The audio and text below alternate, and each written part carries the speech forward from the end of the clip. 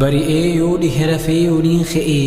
halkan tahus guyyaa dhaabbadhus yoon taa'e bobbaa galan beeku jaalalaan dhama'ee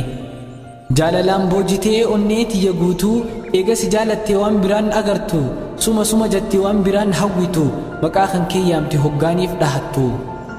onneen too ariitiin daddaffiin dhahatti qoma mana onnee diidee bahuu feeti ariitiin dhahannaan amma najjabaate dhahannaan dhuftu hundi tan dabarte caaltee dhahannaan onneedhaa dachaanatti taate maqaa keenaaf yaamaa dhahachuu eegalte wanni isii yaamtuuf reefu manaaf gale maqaa kee kanaatu dawaa hunda caale qalbii tiyya guutuu handhurfatee dhaale maqaan keenaaf dawaa onneenaaf fayyisa haala onnee tiyyaa isaa wal qixxeessa maalummaa jaalalaa isaan na barsiisa ani siin alatti jireenya koo daaraa nyaatarra caalchiseen taa'ee si haraara sirkachuutu ibsee jiruutoo jijjiira jaalalatee dhabnaan jireenya koo daaraa nyaadhu waan gabbadhu ayyooniin si dhiise hirriibnis nan qabu jaarraa yooniin ciise qabeenya akka horiitti bobbaasee yoon tiise jireenya koo bushaa ayyooniin si dhiise sammuun too iitooyte yaada kee jaalala dhugaan si jaaladhe mee maaltu naaf mala onneen qabu jechuuf harganuu waan dhiifne onneen tiyya garuu bakka jirtu hin beeyne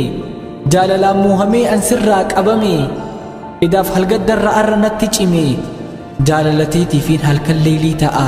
osumaan si yaaduu halkan naaf bari'a hagan si jaaladhu jaalaltummaan sanuu osooniifi beeyte gaafii jaalalaatiin gama koo dhihaattee na jaalaltuun ooltu jaalaltinuu dhuftee qalbiin too jaalala dhugaa si jaalatte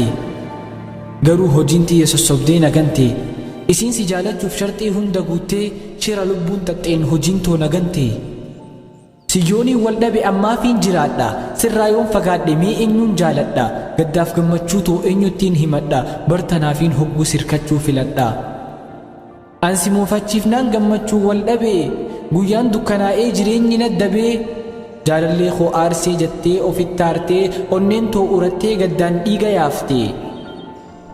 balaaf jecha namaa waa meeqarraa hafee jaalalateetiniin arraan tana dhufe gaafaan an rakkadhee gatantaree kufe siin lafaana kaase naaf dirmatee dafe godhii tana hunda lubbuun too wallaaltee fadhii onnee tiyyaa lubbuun faalleessitee bakkaan kufee ka'uun tanaaf najjabaate siidhaalee dhuunfate guutuu qaamaaf qalbii narra nadhi haattana garta yaa rabbii hidhaa jaalalaatiin daranuu na qabi risaalaa jaalalaa onneen naa katabi yaa rabbii tokkicha qindiirraa qulqulluu haaliq ani garta hangaanii si jaallu dilaa waa yoon tahees waan dhiisu kajeelu dilii toonaaf dhiisii fittiin dhiheeysi rahmaan na jaaladhu jiruu too mi'eeysi hojii shayxaanaarraa haaliq anatiisi hadaraa yaa rabbi baru na milkeeysi